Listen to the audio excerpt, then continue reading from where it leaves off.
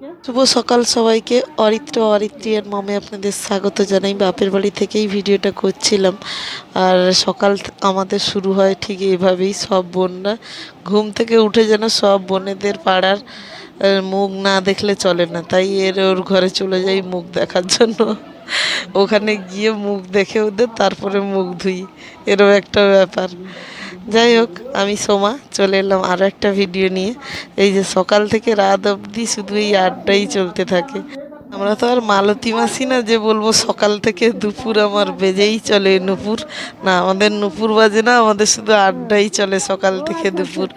এই যে ভাই দাঁড়িয়ে আছে, আর একটা কাণ্ড দেখুন, একটা দোলনার মধ্যে চারজন চেপেছে, একজন বোন বসছে, তার উপর ঘাড়ে তিনজন চেপেছে।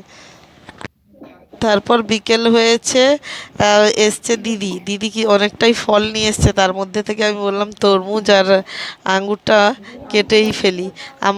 আমি যেই তরমুজটা কাটতে বসেছি, আমার দাদার মেয়ে অ্যানা ও অমনি ভিডিও করতে শুরু করে দিয়েছে। সে জানে না যে আমার ফোনের ক্যামেরা ব্যাক ক্যামেরাটা প্রচুর ঝাপসা আছে। সে জানে না আমি সবসময় ফ্রন্ট ক্যামেরা দিয়েই ভিডিও করতে হয়, আমার ব্যাক ক্যামেরা ভীষণই খারাপ। তাই ও শুরু করে দিয়েছিল ব্যাক ক্যামেরা দিয়ে। দিদি এসছে, হলো 2 ঘন্টা খানিক হলো, দুপুর দুপুর এসছে। দিদি আসার অনেক কারণ হচ্ছে, কারণ মা বাবা যাবে ঘুরতে দক্ষিণ ভারত কিছুদিনের জন্য। ওই জন্য আমি যেহেতু এখানে আছি, দেখা তো আমার সঙ্গে হয়েই যাবে। আর তার সঙ্গে দিদি তাই দেখাই করতে এসছে মা বাবার সঙ্গে। ওই জন্য দুপুর দুপুর এসছে। ওর ছেলে মেয়ে তো, ওর ছেলে মেয়ে বলছি সরি, ওর 2 মেয়ে। ও তো এখন বড়ই হয়ে গেছে। আর ওই জন্য ওদের তো পড়াশুনোর জন্য ও তো আর আমার মতো এসে 2-4 দিন 6 দিন থাকতে পারে না কখনো সেই রকম। এই জন্য ও তার এক্ষুনি এসছে, একদিনের ব্যাপার, চলেই যাবে। আর এই যে আমাদের তরমুজ খাবার কীরকম কাটিং দেখুন। বাচ্চারা এখানে থাকতে থাকতে এই অবস্থা তরমুজ কাটার। এই যে এবারে বসে গেছে বিকেলের আড্ডা। এবারে ওই পাড়া থেকে সকালে ঘুরে এসেছি, এবারে বিকেলে আমাদের ঘরে আমার বাবার ঘরে পুকুর ঘাটে বসে গেছে আড্ডা। গরমের চোটে সেখানে কেউ থাকতে পারেনি, সব এদিকেই চলে এসছে। বাচ্চারা পেছনে খেলা করছে। উদাস দুপুর বেলা সখী আসবে কি একলা নদীর ঘাটেতে, দেখতে তোমায় মনে চাইছে, ও সখী দেখতে তোমায় মনে চাইছে। নদীর ঘাট নাই হোক, পুকুর ঘাট তো।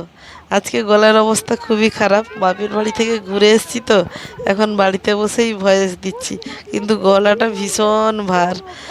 তার মধ্যেই আমি এই গানটাই গাইছিলাম ওখানে বসে বসে, তাই সেদিনের কথা মনে পড়ছিল বলে এক্ষুনি গানটাও গাইলাম। দুপুরবেলা সখী আসবে কি একলা নদীর ঘাটেতে, দেখতে তোমায় মন চাইছে, উদাস দুপুরবেলা সখী আসবে কি। এই যে টেরা পাকা গলায় গান গাইছি আর সবাই চুপ করে বসে শুনছে আর ভিডিও করছে, দেখেছেন তো? আমাদের মধ্যে এইরকমই ভালোবাসা, ঝগড়াঝাটি তো হবে, তার মধ্যে ভালোবাসাটাও তো থাকতে হবে এইরকম বোনেদের মধ্যে। একটা আড্ডা থেকে পুকুর ঘাট থেকে উঠে এলাম, দেখুন এইখানে আবার একটা আড্ডা বসেছে। এইটা গেলে পাড়ায় এই জিনিসটা আমি খুব মিস করি। আমাদের বাড়িতে আমরা যখন চলে এসেছি বাড়ি, এই জিনিস আর পাই না। মানে মন ভালো হয়ে যায় যেখানে বসি না কেন। আবার এখানে একগুচ্ছ বসে গেছে, সেখান থেকে কিছুজন এসছে আবার এখানে বসে গেছে। এই বসে বসে আর একজন পাগলি দিদি আছে, তার আমাকে বকেই যাচ্ছে ভিডিও করছি বলে, যে আমার চুল ঠিক নেই, শাড়ি ঠিক নেই, কেন ভিডিও করছিস? ভিডিও করতে গেলে মারও খেতে হবে, এরপরে যা দেখছি আমাকে মারতেও ছাড়ছে না, দেখেছেন? গ্রামে জন্ম হয়ে আমি যে মানে স্বাদ পেয়েছি, সেটা কিন্তু এই শহরতলিতে এসে সেটা আমি পাইনি।